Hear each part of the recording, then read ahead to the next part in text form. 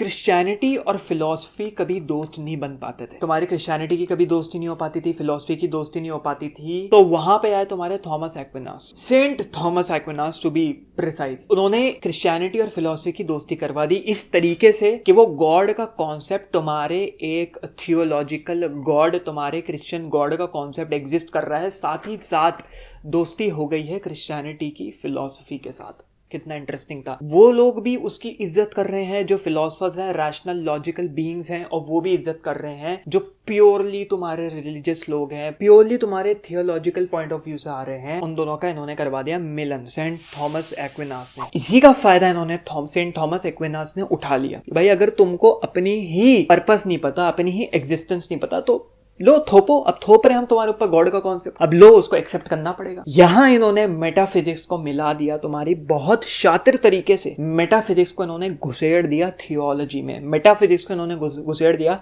Christianity में, Christian theology में। बस यहां हो गया काम। यहां इनको जो करना था इन्होंने कहीं ना कहीं कर दिया, इस लेवल पे कर दिया कि आज भी इनको एक्सेप्ट किया जाता है, इनकी इज्जत है, फिलोसफर्स इनकी इज्जत करते हैं। भैया बहुत ही उम्दा, बहुत ही उम्दा। मेटाफिजिक्स का चल रहा है, साइड बाय साइड फ्रेडरिक नीचे चल रहा है, साइड बाय साइड तुम्हारा अपना लोनोलॉग चल रहा है दूसरे चैनल पे, जो कि नहीं देखा है तो जाके देख सकते हो। अब बहुत ही उम्दा सब कुछ। आज का हमारा टॉपिक ऑफ डिस्कशन है मेटाफिजिकल थ्योरी, थॉमिज्म। भैया थॉमस एक्विनास के ऊपर बात करेंगे हम लोग। क्या कह रहे थे वो, क्रिश्चियनिटी को किस तरीके से फिलॉसफी में मिला दिया था, उसके ऊपर हम लोग बात करने वाले हैं। अब अनाउंसमेंट्स नीचे जल्दी से दे दूंगा, नीचे डिस्क्रिप्शन में कम्युनिटी है, जाओ वहाँ पे डिबेट होने वाली है। हम लोग 2 वीक में प्लान कर रहे हैं डिबेट का। It will be a debate, it will be an interesting debate. You are open to just leash out your ideas, share your ideas. Google meets होंगी वहाँ पे, बहुत कुछ होने वाला है, बहुत इंटरेस्टिंग होने वाला है। तो जाओ वहाँ पे जाके, फ्री है, ज्वाइन कर लो, बहुत कुछ मिलने वाला है। मेरा एक स्पॉटिफाई पे अपनी फ़िलासफ़ीज़ का एक पूरा समझ लो पूरा पिटारा आने वाला है, विच इज़ द लोनोलॉग सीरीज़, जो जाके तुम वो भी देख सकते हो। Link is in the description मेरे दूसरे चैनल का। अब आ जाते हैं मुद्दे की बात पे भैया। थॉमिज्म, क्या बात चल रही है थॉमिज्म में।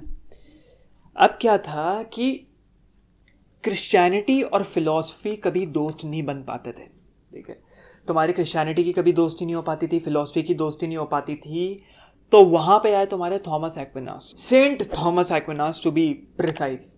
उन्होंने क्रिश्चियनिटी और फिलॉसफी की दोस्ती करवा दी इस तरीके से कि वो गॉड का कॉन्सेप्ट, तुम्हारे एक थियोलॉजिकल गॉड, तुम्हारे क्रिश्चियन गॉड का कॉन्सेप्ट एग्जिस्ट कर रहा है, साथ ही साथ दोस्ती हो गई है क्रिश्चियनिटी की फिलॉसफी के साथ। कितना इंटरेस्टिंग था।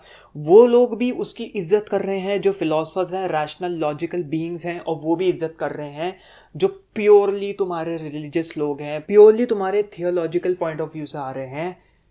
और उन दोनों का इन्होंने करवा दिया मिलन, सेंट थॉमस एक्विनास ने।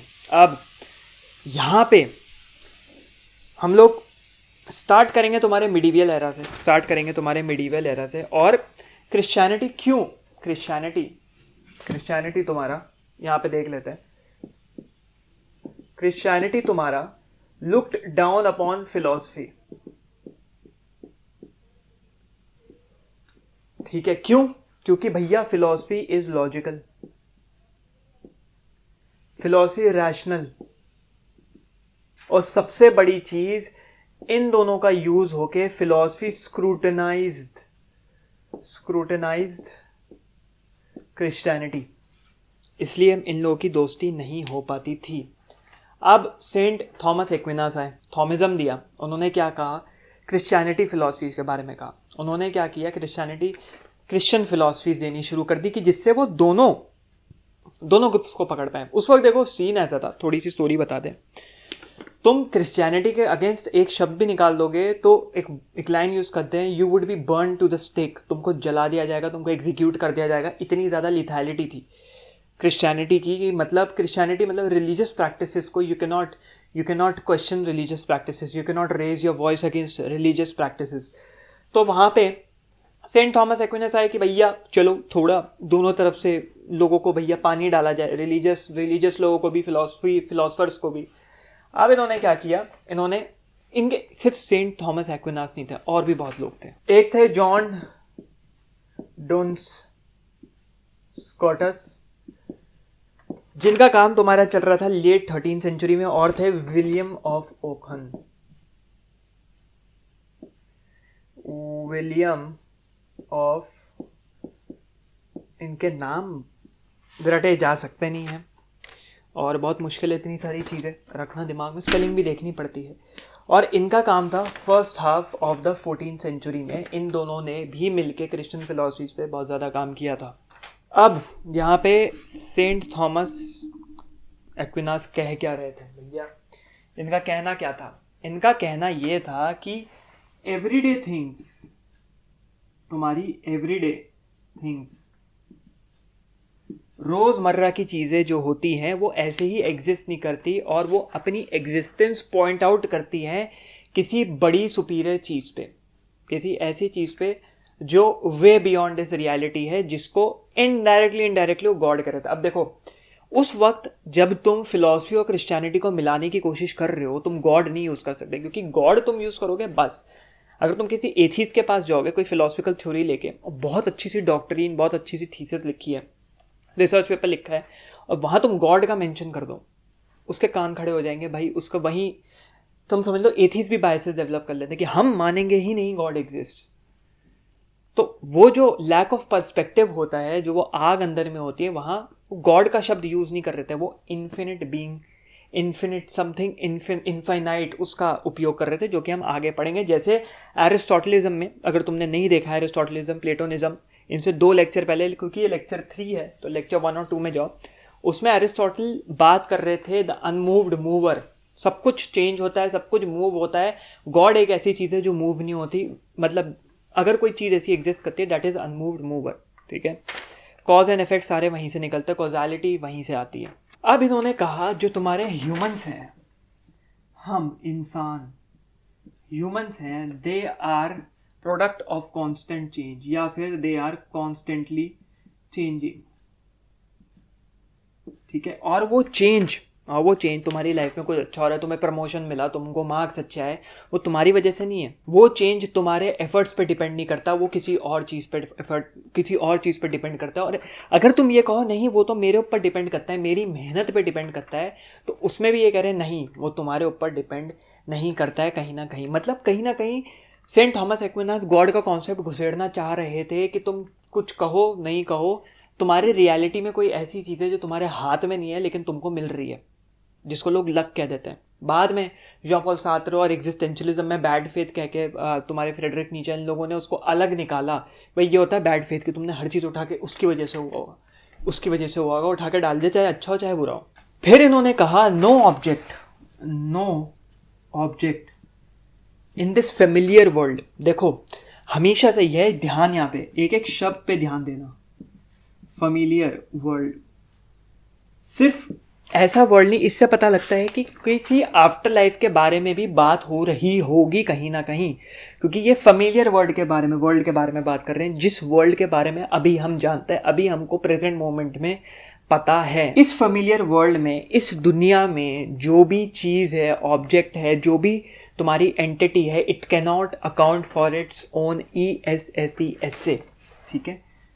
जो भी ऑब्जेक्ट है वो अपनी एस्से के बारे में अकाउंट नहीं कर सकता। एस्से क्या होता है? Its own existence. वो अपनी एग्जिस्टेंस के बारे में अकाउंट नहीं कर सकता, बयान नहीं कर सकता। एक स्पेसिफिक चीज़ है एस्से, वो उसको नहीं बता सकता कि उसकी एग्जिस्टेंस कैसी, अगर तुम ही नहीं बता, क्योंकि लोगों का सवाल था भाई हम यहाँ क्यों हैं, किस लिए हैं, कहाँ जाएंगे, किस लिए आए हैं, क्या पर्पज़ है, तो उन्होंने बोला भाई तुम ही को नहीं पता, तुम ही, क्योंकि तभी तो तुम एक ऑब्जेक्ट हो, कॉमन ऑब्जेक्ट है, क्योंकि तुम्ही को तुम्हारी एग्जिस्टेंस नहीं पता। इसी का फ़ायदा इन्होंने सेंट थॉमस एक्विनास ने उठा लिया। भाई अगर तुमको अपनी ही पर्पस नहीं पता, अपनी ही एग्जिस्टेंस नहीं पता, तो लो थोपो, अब थोप रहे हम तुम्हारे ऊपर गॉड का कॉन्सेप्ट, अब लो उसको एक्सेप्ट करना पड़ेगा। यहाँ इन्होंने मेटाफिजिक्स को मिला दिया, तुम्हारी बहुत शातिर तरीके से मेटाफिजिक्स को इन्होंने घुसेड़ दिया थियोलॉजी में, मेटाफिजिक्स को इन्होंने घुसेड़ दिया क्रिश्चियनिटी में, क्रिश्चियन थियोलॉजी में। बस यहाँ हो गया काम, यहाँ इनको जो करना था इन्होंने कहीं ना कहीं कर दिया, इस लेवल पे कर दिया कि आज भी इनको एक्सेप्ट किया जाता है, इनकी इज्जत है, फिलोसफर्स इनकी इज्जत करते हैं, जिस शातिर तरीके से इन्होंने ये कैरी आउट किया। अब इन्होंने कहा कि हर चीज़ एक इन्वायरमेंट में एक्ट करती है। भाई हर चीज़ के अराउंड एक इन्वायरमेंट है। तुम एक कमरे में बैठ के एग्जाम दे रहे हो तो वो तुम्हारा इन्वायरमेंट क्या, इन्विजिलेटर इन्विजिलेट कर रहा है, बाकी के बच्चे कोई चीटिंग कर रहा है, तुमको खुद नहीं आ रहा, तुम खुद सोच रहे हो काश गूगल होता। भैया यही हो रहा है, क्या हो रहा है? लॉकडाउन में सबको आदत पड़ गई गूगल की, अब सबको लग रहा है गूगल होता। तो ये सब जो चीज़ें हो रही हैं लोगों के साथ, तो वो तुम्हारा इन्वायरमेंट है, और हर चीज़ एक इन्वायरमेंट में एक्ट करती है which is not of their own making. वो उन्होंने खुद नहीं बनाया है, वो किसी सुपीरियर बीइंग, किसी सुपीरियर एंटिटी की वजह से है। मतलब हर सेंटेंस में, हर एक थ्योरी में वो गॉड का प्रेजेंस लाने की कोशिश कर रहे थे कि तुम्हारे हाथ में सिचुएशन कॉज एंड इफेक्ट्स नहीं है, तो किसके ऊपर है? वो गॉड के ऊपर। अब इन्होंने बहुत interesting analogy the, everything is finite thing, everything is finite. भाई इंसान, पत्थर भी पहाड़ों से टूट के गिरता है तो नीचे आते आते रेत बन जाता है। रेत कैसे बनती है? पत्थर से ही बनती है, टूट के, जिसको वेदरिंग का प्रोसेस बोलते हैं। एवरीथिंग इज फाइनाइट, और वो फाइनाइट चीज जो है एक्शन में है, ठीक है, वो एक्शन में है किसकी वजह से? किसी इनफाइनाइट चीज की वजह से। देख रहे हो वर्ड्स के जाल में कैसे फंसाया है। हर चीज़ एक एक्शन में है, सूरज उग रहा है, जो रिलीजियस लोगों की सबसे पहली यही आर्ग्यूमेंट होती है, not to target any religious people, but मैं बता रहा हूँ एक चीज़, एक यही आर्ग्यूमेंट रहती है। क्या आर्ग्यूमेंट रहती है? कि भाई सूरज उगता है, कुछ तो होता होगा, पत्ते उगते हैं, कुछ तो होता होगा, ठीक है, तुम नहा रहे हो, पानी तुम्हारे शरीर में नहीं जा रहा, लेकिन पसीना आता है तो पानी शरीर से बाहर आता है, कुछ तो होता होगा। तो वो जो एक्शन है वो कोई इनफाइनाइट बीइंग या इनफाइनाइट चीज़ कंट्रोल कर रही है। अब तुम कैसे कह सकते हो ये इनफाइनाइट है? भाई हम फाइनाइट है, हम तो चलो मर जाएंगे, लेकिन तुम कैसे कह सकते हो ये इनफाइनाइट है, ये जो एक्शन कंट्रोलर है? अब इसके लिए इन्होंने क्या कहा कि एवरी फाइनाइट थिंग, अब इसके लिए, ठीक है, ब्लैक बोर्ड भैया छोटा पड़ता है, आप लोग थोड़े दयावान हो, थोड़ा कंट्रीब्यूशन दिखाएं, डोनेशन टाइप कह सकते हैं, दें, तो हम ब्लैक बोर्ड अपना एक्सपैंड करेंगे, बड़ा कुछ इंटरेस्टिंग। तो इन्होंने कहा कि हर फाइनाइट चीज़ को एक फाइनाइट चीज़ चाहिए, उसको एक और फाइनाइट चीज़ चाहिए, और साइकिल कंप्लीट करने के लिए, ये जो साइकिल कंप्लीट हो रहा है भाई, एक चूहा है वो धान खाएगा, चूहे को जो है एक उससे बड़ा जानवर खाएगा, उसको जो है शेर खाएगा, उसको, अब शेर को तो कोई खाता नहीं है, लेकिन अगर खाने के लिए कोई होता एपेक्स प्रेडेटर, लेट्स से, जैसे human is the apex predator, तो खा रहा है, वो साइकिल कंप्लीट करने के लिए बीच में एक इनफाइनाइट बीइंग होना ज़रूरी है, which is not subject to change. भाई अगर ये चेंज नहीं होगा तभी तो, अगर ये खुद चेंज हो रहा है तो ये सब चीज़ें साइकिल में काम ही नहीं कर सकती, या ये सब चीज़ें काम ही नहीं कर सकती, फाइनाइट चीज़ें। वो खुद अनमूवेबल एंटिटी होनी चाहिए, जो एरिस्टोटल कह रहे थे, अनमूव्ड मूवर, तभी ये साइकिल कंप्लीट करवा पाएगा। ये करने के लिए उसकी एग्जिस्टेंस ज़रूरी है। अब इससे इन्होंने बोला कि भाई हेंस इसको हम कह सकते हैं गॉड, ये हो गए तुम्हारे भगवान, गॉड। ऐसे इन्होंने प्रूफ करने की कोशिश करी, इन द सेंस कि गॉड एग्जिस्ट। हर फाइनाइट चीज की डिपेंडेंसी एक दूसरे के ऊपर एक गॉड के कॉन्सेप्ट के थ्रू, इनफाइनाइट चीज के कॉन्सेप्ट के थ्रू, ऑब्जेक्ट के कॉन्सेप्ट के थ्रू पूरी करवा सकते हैं। और इस बीइंग को इन्होंने the first and the ultimate cause कहा, कि यहीं से शुरुआत। भाई क्या कहते हैं थियोलॉजियंस, जो क्रिश्चियन थियोलॉजियंस होते हैं, या क्रिश्चियन थियोलॉजी में क्या कहते हैं? भाई गॉड ने दुनिया बनाई, ठीक है। अब्राहमिक रिलीजन में ये कहते हैं गॉड ने दुनिया बनाई, तो फर्स्ट कॉज भी यहीं से शुरू हुआ। गॉड जब दुनिया खत्म कर देगा, जजमेंट डे जैसा कॉन्सेप्ट, लास्ट कॉज भी, अल्टीमेट कॉज भी इनफाइनाइट बीइंग का हुआ, ठीक है। अब ये कह रहे थे कि भाई ह्यूमंस जो होते हैं, ह्यूमंस क्या करते हैं, डेफिनेटिव प्रूफ्स देते रहते हैं, अपनी हरकतों की वजह से डेफिनेटिव प्रूफ देते रहते हैं कि दिस इनफाइनाइट बीइंग एग्जिस्ट, और उसी इनफाइनाइट बीइंग को हम कहते हैं क्रिश्चियन गॉड। यहां इन्होंने लपेट लिया लोगों को। अब लोगों ने उनसे, ऑब्वियस ही बात है, जब तुम इतनी बड़ी बड़ी चीजें कह रहे हो तो लोग आएंगे, रिटेलिएट करेंगे, डिबेट करेंगे तुमसे। तो इन्होंने कहा कि भाई मेरी जितनी क्रिएशन, मेरे जैसी जितनी आसपास क्रिएशन है, उसी की नॉलेज के हिसाब से मैं जितना आर्टिकुलेट कर सकता हूँ कर रहा हूँ, बाकी मेरे पास नॉलेज नहीं है, आई एम ऑल्सो लिमिटेड। इतना भी मैंने दे दिया, बहुत है। तो मैं इतनी ही लिमिटेड फिलोसॉफिकल नॉलेज आर्टिकुलेट कर सकता हूँ, बाकी मुझसे भैया हाथ जुड़वा लो, मुझसे मत पूछो। अब यहाँ पे हमने बात कर ही रही है, ये सब जो कॉन्सेप्ट्स थे कि भाई यही फर्स्ट एंड लास्ट कॉज वगैरह वगैरह, ये कहीं ना कहीं तुम्हारे एरिस्टोटलियनिज्म में एरिस्टोटल की तरफ पॉइंट आउट कर रहे थे, जैसे कि अनमूव्ड मूवर। और बहुत टाइम बाद तुम समझ लो यूरोप में एरिस्टोटल की थ्योरी वापस एक्सेप्टेबल बन गई, वापस से उसके ऊपर लोगों ने विचार विमर्श करना शुरू कर दिया। अब जो थॉमस एक्विनास थे, उन्होंने क्या किया, एरिस्टोटल की एथिक्स एंड पॉलिटिक्स को भी मोल्ड करने की कोशिश करी, और हर चीज़ में ये धर्म घुसेड़ने की कोशिश कर रहे थे सेंट थॉमस एक्विनास। उन्होंने पॉलिटिक्स के लिए भी कुछ कहा। क्या कहा उन्होंने? कहा पॉलिटिक्स, उस वक्त पॉलिटिक्स को भी फिलॉसफी का एक पार्ट देखा जाता था, क्योंकि मैंने कहा philosophy is the mother of all intellectual academic studies. तो पॉलिटिक्स को कह रहे थे वो ना तो कोई फिलोसॉफिकल थॉट है, ना तो वो अपने में पॉलिटिक्स है, जो तुम्हारी क्या कह सकते हैं उसको, पॉलिटिक्स को हिंदी में क्या कहते हैं, आरक्षण, जो भी कहते हैं पॉलिटिक्स, तुम्हारी अपने आरक्षण नहीं कहते क्या पॉलिटिक्स, हाँ, अपनी राजनीति है, अपने में जो राजनीति है उसको तुम राजनीति या फिलॉसफी नहीं कह सकते, वो है ब्लिसफुल विजन ऑफ गॉड।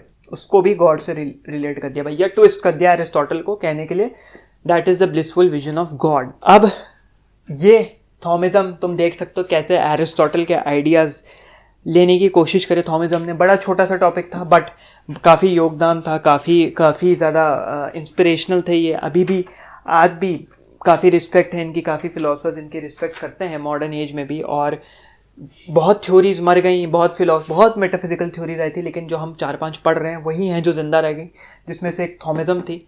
तो समझ लो थॉमिज्म का कितना बड़ा योगदान रहा है। इतने हज़ारों सालों से लोग थ्योरीज दे रहे हैं, लेकिन यही बचे हैं, तो कोई ना कोई तो रीज़न होगा। तो इसी के साथ अब हम एंड करते हैं। नोट्स तुमको मिल जाएंगे, और इसके मैं इसमें आज कोई पासवर्ड नहीं लगा रहा, सीधा नोट्स डाल दूंगा। अब सीन ये है सिंपल सा, मैं तुमको बताता हूँ कि गिव अवेज के बारे में सोच रहे हैं, डिबेट्स के बारे में सोच रहे हैं, तो डिबेट में विनर भी होगा, उसको प्राइज़ मनी भी मिलेगा। तो कम्युनिटी ज्वाइन कर लो, सब्सक्राइब कर दो, नहीं किया है तो कंट्रीब्यूट कर दो, जो भी कर सकते हो। और मिलते हैं किसी अगले वीडियो में और अगले लेक्चर में। वीडियो थोड़ा मीडियोकर लगता है, और नीचे कमेंट सेक्शन में जो भी लेक्चर होता है उससे रिलेटेड सवाल पूछा करो, ठीक है? ऐसे आके देख के हांड के मत चले जाया करो, सवाल पूछा करो, वरना खुद भी एब्जॉर्ब नहीं होगा, भूल जाओगे। सवाल पूछोगे तो खुद आके चेक करोगे कि सवाल का जवाब मैंने दिया कि नहीं दिया। नीचे डिबेट करो, तमीज़ के दायरे में रहते हुए एक दूसरे से वार्तालाप करो, वरना कम्युनिटी में जो वार्तालाप कर सकते हो, यहाँ सवाल पूछो, डालो, इंटरेस्टिंग बनाओ। एक कम्युनिटी जो विजन है हमारा इंडिया में फ़िलासफ़ी को लाने का, ठीक है, उसको हेल्प करो। ये तो एकेडमिक फ़िलासफ़ी है, दूसरा चैनल है जहाँ अपनी फ़िलासफ़ी कि तुम कैसे फ़िलासफ़ी को इंटरेस्टिंग बना सकते हो, करते हैं।